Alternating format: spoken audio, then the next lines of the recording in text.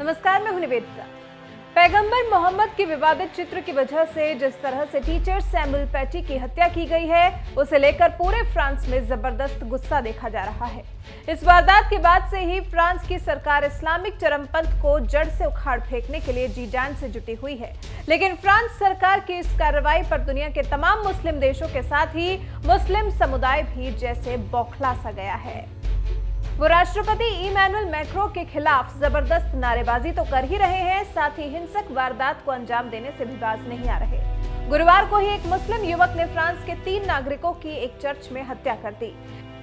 कहा जा रहा है कि हत्या कराने वाला आरोपी अल्लाहू अकबर बोल रहा था। जिस तरह से चाकू से वार कर इस खौफनाक वारदात को अंजाम दिया गया, उसे देखकर कवि कुमार विश्वास भी भड़क गए।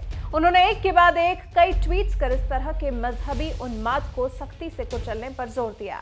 कुमार विश्वास ने गुरुवार को ही ट्वीट कर कहा, जब पोलैंड और हंगरी तक ने इस्लामिक चरमपंथ की आग में झुलसे सीरियाई नागरिकों को शरण देने से मना किया था, तब फ्रांस ने शरणार्थियों को जगह दी थी।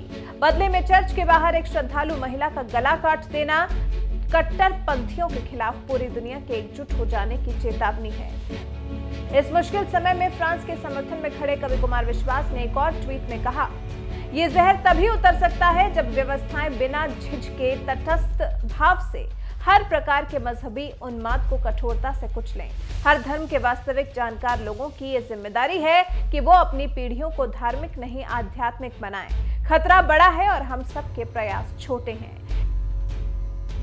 किसी की आस्था का मजाक उड़ाए जाने को गलत ठहराते हुए कवि कुमार विश्वास ने कहा, आस्था का उपहास उड़ाना निसंदेह गैरकानूनी और असामाजिक है। हर देश में उसके लिए कानून है, किंतु किसी हाल में खून खराबा धार्मिक नहीं माना जा सकता। जो साथी आहत भावना जैसे तर्क देकर निरपराध लोगों के साथ की गई इस नृशंसता को जस्टिफाई कर रहे हैं, उन्हें अपने धर्म को दोबारा समझना चाहिए। समाज को आईना दिखाने का काम करने वाले कवि कुमार विश्वास ने इससे पहले सैमुअल पैटी की हत्या पर भी गुस्सा जताते हुए कहा था कि इस्लाम पर ईमान लाने वाले लोगों को ऐसे जाहिलों के खिलाफ डटकर बोलना चाहिए, विरोध और बहिष्कार करना चाहिए। जरा सी बातों पर फतवा देने वालों को इस विभत्सता के खिलाफ फतवा जारी करना चाहिए।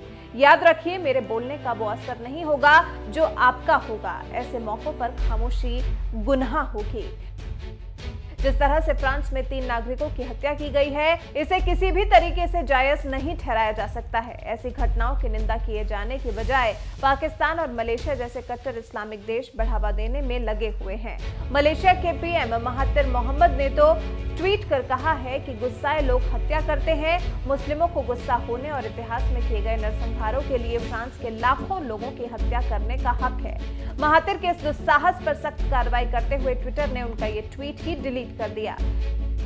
तमाम मुस्लिम देश भले ही फ्रांस के खिलाफ एकजुट हो रहे हों, लेकिन मोदी सरकार ने फ्रांस का साथ देने का ऐलान किया। भारत इस्लामिक चरमपंथ को खत्म करने में जुटे फ्रांस के साथ खड़ा है। इस्लामिक कट्टरवाद और आतंकवाद के खिलाफ सबसे बड़ी लड़ाई का चेहरा बन चुके फ्रांस के राष्ट्रपति इमैनुअल मैक्रों ने भी ऐलान किया है कि वो दुनिया भर में विरोध प्रदर्शन और देश पे हो रहे आतंकवादी हमलों के बावजूद झुकने वाले नहीं है। फ्रांस अब इस लड़ाई को अंजाम तक पहुंचाकर ही दम लेगा।